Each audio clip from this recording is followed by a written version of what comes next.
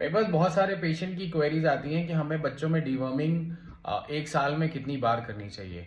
आज हम इसके बारे में डिटेल में जानकारी लेंगे कि हम कितनी बार दवाइयाँ दे सकते हैं, इसके लिए हम क्या प्रिकॉशन कर सकते हैं। आज इसके बारे में हम डिस्कस करेंगे। सबसे पहले तो मैं बात करता हूँ कि इसका ट्रांसमिशन कैसे होता है। तो इसका जो बेसिक ट्रांसमिशन होता है वो फीको ओरल रूट से होता है।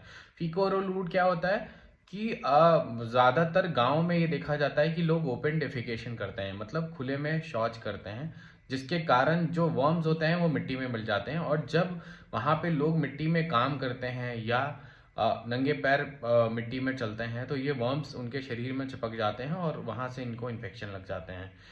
कई बार ऐसा देखा जाता है कि लोग जो सब्जियां या फल को बाजार से खरीदते हैं उसको अच्छे से वॉश नहीं करते हैं या उसको अच्छे से साफ नहीं करते हैं या अनकुक्ड होते हैं, तो उसमें जो इनके एग्स होते हैं वो चिपके रहते हैं और जब हम उनका इंजेक्शन करते हैं, खाते हैं, तो हमारे अंदर चले जाते हैं, जिसकी वजह से हमको इन्फेक्शन हो जाता है।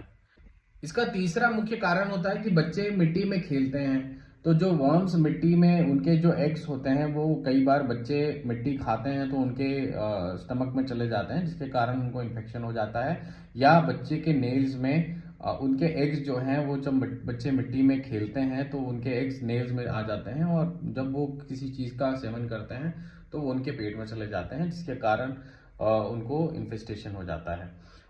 हम इसके सिम्टम्स के बारे में बात करेंगे तो सबसे पहले तो बच्चों को भूख नहीं लगती है, पेट में दर्द होता है, खून की कमी हो जाती है, इंटरनल ब्लीडिंग होने का चांसेस ज़्यादा रहता है, या बच्चे का डाइजेशन ठीक नहीं रहता है, या उसको डायरिया या दस्त की शिकायत हो जाती है, वजन बहुत कम हो जाता है। एक स्पेशल तरह का वर्म्स होता है जिसको पिन वर्म्स कहते हैं। कई बार बच्चे कंप्लेन करते हैं कि रात में सोते वक्त वो उनके एनल एरिया पे बहुत ज़्यादा इचिंग होती है, जिसमें बच्चे को बहुत ज़्यादा डिस्कम्फर्ट होता है। तो ऐसे में बच्चे का ट्रीटमेंट ज़रूर कराना चाहिए। हम इसका बचाव कैसे कर सकते हैं? सबसे पहले तो हमें जो ओपन डेफिकेशन है, खुले में जो शौच करते हैं, उसके लिए रोकना चाहिए।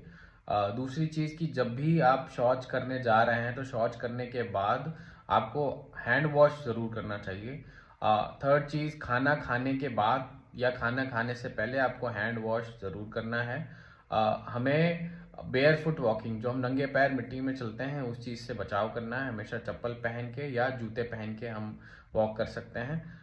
बच्चे जब मिट्टी में खेलते हैं तो हमें उनके नेल्स को कट कर देना चाहिए। ये सारे प्रिकॉशंस हम ले सकते हैं इसके सेफ्टी मेजरमेंट के लिए।